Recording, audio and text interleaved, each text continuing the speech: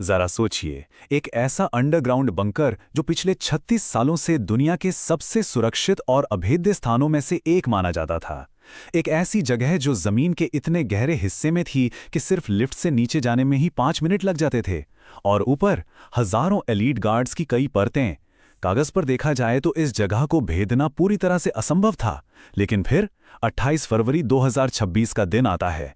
Hack किए गए कुछ स्ट्रीट कैमरेज, आर्टिफिशियल इंटेलिजेंस की बेमिसाल ताकत और दशकों की खुफिया प्लानिंग का एक ऐसा सटीक तालमेल देखने को मिलता है जिसने इस असंभव को भी मुमकिन कर दिया।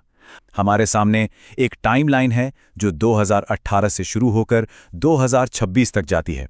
हम देखेंगे कि कैसे रणनीति बदली, पाश्चर स्ट्रीट की सुरक्षा की परतें क्या थीं, अंदरूनी घेरे में कैसे सेंध लगाई गई, एआई का इस्तेमाल कैसे हुआ, इसके पीछे की भू राजनीतिक चुनौतियां क्या थीं और अंत में वो फाइनल 2026 की स्ट्राइक। शुरुआत करते हैं हमारे पहले पड़ाव से, 2018 का वो अहम रणनीतिक बदलाव जहां फोकस ठिकानों से हटकर सीधे लीडरशिप पर आ गया। अगर आप खुद को एक सीनियर पॉलिटिकल स्ट्रैटेजिस्ट की जगह रखकर सोचें तो एक दशक से भी लंबे समय तक एक अजीब सा गतिरोध बना हुआ था। खुफिया एजेंसियों का पूरा ध्यान सिर्फ परमाणु ठिकानों को नुकसान पहुंचाने पर था। लेकिन होता क्या था, ठिकाने नष्ट होते थे और लीडरशिप उन्हें फिर से खड़ा कर लेती थी। फिर 2018 में गेम पूरी तरह पलट गया। मोसाद ने तेहरान के शोराबाद वेयरहाउस से लिटरली आधा टन सीक्रेट परमाणु दस्तावेज उड़ा लिए। इस एक घटना ने एक बहुत बड़ी सच्चाई सामने ला दी। जब तक लीडरशिप सुरक्षित बैठी है, ये प्रोग्राम कभी खत्म नहीं होगा। यहीं से फोकस पूरी तरह शिफ्ट हो गया। अब टारगेट सिर्फ इंफ्रास्ट्रक्चर नहीं था, बल्कि वो कोर लीडरशिप थी।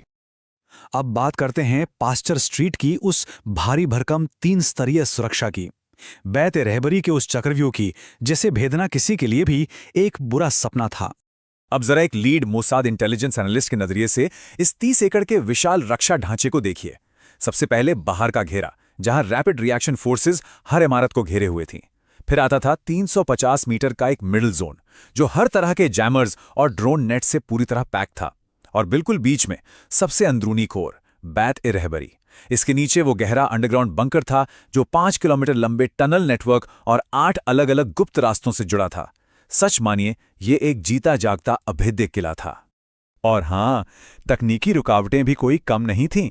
आप बाहर से बैठकर इनका रेडियो सिग्नल इंटरसेप्ट नहीं कर सकते थे, क्योंकि उन्होंने रेडियो कम्युनिकेशन पूरी तरह बंद कर रखा था। क्यों? ताकि अमेरिकी ओरियन सैटेलाइट्स उन्हें पकड़ न सकें। इसके बजाय पूरे कंपाउंड में फाइबर ऑप्टिक केबल्स का एक क्लोज नेटवर्क था, जहां डेटा लाइट पल्स के रूप में ट्रांसफर होता था। अंतरिक्ष से की जाने वाली जासूसी को मात देने का ये एक बहुत ही स्मार्ट और प्रभावी तरीका था। तो सवाल ये है कि इतने कड़े पहरे में अंदर जाएं कैसे? हमारा अगला हिस्सा इसी पर है। ह्यूमन इंटेलिजेंस के जरिए अंदरूनी घेरे में घुसपैठ। एक फील्ड ऑफिसर के नजरिए से सोचिए, इतनी भारी सुरक्षा के बीच इस किले में सेंध कैसे लगाई जाए? इसका जवाब कोई बहुत हाईटेक नहीं था, बल्कि बिल्कुल साधारण रोजमर्रा के तरीके थे। प्लम्बर, इलेक्ट्रीशियन और सफाई कर्मचारियों को एजेंट बनाया गया। अंदर कौन सा खाना जा रहा है और क्या कचरा बाहर आ रहा है, उसका एक एक सुराख छाना गया। कुक और ड्राइवरों के फोन पर चुपके से पेगासस स्पाईवेयर इंस्टॉल कर दिया गया। और इसी बीच देश के अलग अलग हिस्सों में फ्यूचर स्ट्राइक के लिए ड्रोन्स की तस्करी करके उन्हें छिपाया जाने लगा। बिना किसी शोर शराबे के इस ह्यूमन नेटवर्क ने कंपाउंड के रूटीन का एक परफेक्ट ब्लूप्रिंट तैयार कर लिया था। वहां पैरानोया यानी डर और शक का माहौल किस हद तक था, उसका अंदाजा आप इसी बात से लगा सकते हैं। सुप्रीम नेशनल सिक्योरिटी काउंसिल के सचिव, जो कि खुद इतने बड़े पद पर थे, जब उन्हें भी बंकर में मीटिंग के लिए लाया जाता था तो उनकी आंखों पर पूरी तरह से पट्टी बांधी जाती थी। सुरक्षा प्रोटोकॉल से ऊपर कोई नहीं था, लिटरली कोई भी नहीं। अब आते हैं इस पूरी कहानी के गेम चेंजर पर, एआई और हैक्ड सर्वेलेंस, जिसने इस ऑपरेशन को पूरी तरह से डेटा ड्रिवन बना दिया। तो अब ये पूरा मिशन एक डिजिटल वॉरफेयर में बदल चुका था। सिर्फ जमीनी सुराग काफी नहीं थे, उन्हें कंपाउंड के अंदर की एकदम लाइव फीड चाहिए थी। तभी खुफिया विश्लेषकों ने एक बहुत बड़ी कमजोरी पकड़ी। पूरे शहर और कंपाउंड में चीनी कंपनी टैंडी और हिक्विजन के कैमरे लगे थे, जिन्हें लंबे समय से अपडेट ही नहीं किया गया था। इनमें एक रिमोट कोड एग्जीक्यूशन बग था। इजराइल की यूनिट A200 ने इसी का फायदा उठाया और रातों रात इन कैमरों को हैक कर लिया। सोचिए, जो कैमरे उनकी सुरक्षा के लिए लगाए गए थे, अब वही खुफिया एजेंसियों को सीधे लाइव फीड भेज रहे थे। लेकिन यहाँ एक बहुत बड़ी व्यावहारिक समस्या थी। इतने सालों के वीडियो फीड, हजारों फोन कॉल्स और सैटेलाइट इमेजेस का जो लाखों गीगाबाइट डेटा इकट्ठा हुआ था, उसे कोई भी इंसान बैठकर एनालाइज नहीं कर सकता था। और यही एंट्री होती है पेंटागन समर्थित मेवन स्मार्ट सिस्टम की। इस सुपर एडवांस्ड एआई सिस्टम का इकलौता काम था इस विशाल डेटा के महासागर से काम के पैटर्न खोजकर निकालना। और जो नतीजा निकला वो सच में दिमाग हिला देने वाला था। 98.7%। जी हां, इस एआई मॉडल ने सिर्फ 90 मिनट में पूरे डेटा का ऐसा सटीक विश्लेषण किया कि वो गाड़ियों के रूट, शिफ्ट टाइमिंग तो छोड़िए, लोगों के चलने के स्टाइल और बॉडी पोस्चर तक को पहचानने लगा, ताकि असली टारगेट और उनके बॉडी डबल के बीच आसानी से फर्क किया जा सके। इस एआई ने भविष्यवाणियों को लगभग अचूक बना दिया था। सब कुछ सेट था, फिर भी एक ब्रेक लगाना पड़ा। क्यों? आइए समझते हैं भू राजनीतिक दबाव और उस रणनीतिक ठहराव को जिसने टाइमिंग को पूरी तरह कंट्रोल किया। अगर हम वापस अपने पॉलिटिकल स्ट्रैटेजिस्ट वाले नजरिए पर जाएं, तो साफ दिखेगा कि यह लड़ाई सिर्फ हथियारों की नहीं थी। ये कूटनीति का भी हाई लेवल गेम था। इंटेलिजेंस तैयार थी, लेकिन बिना राजनीतिक मंजूरी के इतनी बड़ी इंटरनेशनल मिलिट्री स्ट्राइक मुमकिन नहीं थी। ये टेबल दोनों अमेरिकी प्रशासनों के रुख को बिल्कुल साफ करती है।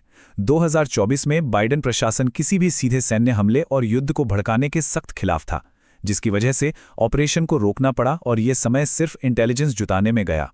लेकिन जैसे ही सत्ता में बदलाव का समय आया, आगामी ट्रंप प्रशासन, जिसके पीछे सख्त कार्रवाई चाहने वाले प्रो इजराइल डोनर्स का दबाव था, ने वो जरूरी भू राजनीतिक मंजूरी दे दी जिसने इस फाइनल मिशन का रास्ता साफ कर दिया।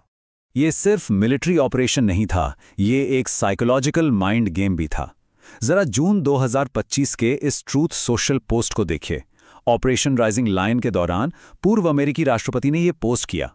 ये दुनिया भर के सामने एक सीधा संदेश था कि हाँ, हमें अपने टारगेट की असली लोकेशन पता है, लेकिन हम कब हमला करेंगे ये पूरी तरह हमारे कंट्रोल में है। ये ग्लोबल स्टेज पर खेले जा रहे हाई स्टेक रिस्क असेसमेंट का एक बहुत ही सटीक उदाहरण था। और अब हम उस निर्णायक क्लाइमैक्स पर पहुंचते हैं, 2026 की वो फाइनल स्ट्राइक और उसका मिनट दर मिनट एग्जीक्यूशन। तो 2026 की शुरुआत में हमारी पूरी बिसात बिछ चुकी थी। सालों की खुफिया जानकारी, वो हैक किए गए कैमरा फीड्स और वो अचूक एआई प्रेडिक्शंस, सब कुछ उस एक रात के इंतजार में था जब पूरी टॉप लीडरशिप एक साथ वहां मौजूद होने वाली थी। लेकिन आखिरी मोर्चे पे सबसे बड़ा सवाल अब भी खड़ा था। आप दुनिया के सबसे सुरक्षित बंकर को बचाने वाले उस देश के अभेद्य एयर डिफेंस ग्रिड को आखिर कैसे भेदेंगे? इसका जवाब रातों रात में ही ढूंढा गया था, बल्कि इसकी पटकथा तो सालों पहले ही लिखी जा चुकी थी। तो चलिए देखते हैं उस सुबह का मिनट दर मिनट का एक्शन। जेट्स उड़ान भरते हैं। ठीक उसी वक्त सालों पहले सप्लाई चेन के जरिए एयर डिफेंस सिस्टम में जो स्लीपर मैलवेयर डाला गया था, उसे एक्टिवेट कर दिया जाता है। रडार स्क्रीन्स अचानक ब्लैंक हो जाती हैं, कम्युनिकेशन ठप, और जो ड्रोन सालों से ईरान में तस्करी करके छिपाए गए थे, वो सीधा S-300 बैटरियों पर टूट पड़ते हैं और उन्हें नष्ट कर देते हैं। उधर EA-18G जेट्स बची खुची रेडियो फ्रीक्वेंसी को जैम कर देते हैं। एयर डिफेंस पूरी तरह से अंधा और बहरा हो चुका था। और ठीक सुबह 9:40 पर 30 से ज्यादा हाइपरसोनिक ब्लू स्पैरो मिसाइलें सीधा अपने लक्ष्य पर अचूक प्रहार करती हैं। स्ट्राइक तो हो गई, लेकिन उसके तुरंत बाद जो हुआ वो आपको सच में हैरान कर देगा। हमले के सिर्फ 12 मिनट बाद ईरान के आम नागरिकों के फोन पर मौजूद एक धार्मिक ऐप, जिसे खुफिया एजेंसियों ने पहले ही हैक करके रखा था, उस पर अचानक एक नोटिफिकेशन फ्लैश होता है, मदद पहुंच चुकी है, और इसके साथ ही सेना से सरेंडर करने की अपील। ये कोई आम मिलिट्री टैक्टिक नहीं थी, बल्कि एक नेक्स्ट लेवल साइकोलॉजिकल प्रहार था, जिसने पूरे सिस्टम को अंदर तक हिलाकर रख दिया। तो इस पूरे एक्सप्लेनर के अंत में एक बहुत ही गहरा सवाल हमारे सामने आकर खड़ा हो जाता है। जरा सोचिए, अगर किसी देश का 36 साल पुराना सबसे सुरक्षित अंडरग्राउंड बंकर और उसका पूरा नेशनल एयर डिफेंस ग्रिड सिर्फ हैक किए गए स्ट्रीट कैमरों, एआई की भविष्यवाणियों और पहले से प्लान किए गए मैलवेयर के सटीक तालमेल से पूरी तरह ध्वस्त किया जा सकता है, तो क्या आधुनिक युद्ध में किसी अभेद्य किले के होने का युग अब आधिकारिक तौर पर खत्म हो चुका है? आधुनिक जासूसी और डिजिटल युद्ध की इस डरावनी और हैरान कर देने वाली सच्चाई पर अब हमें गंभीरता से सोचना ही होगा। हमारे साथ इस विश्लेषण में शामिल होने के लिए बहुत बहुत धन्यवाद।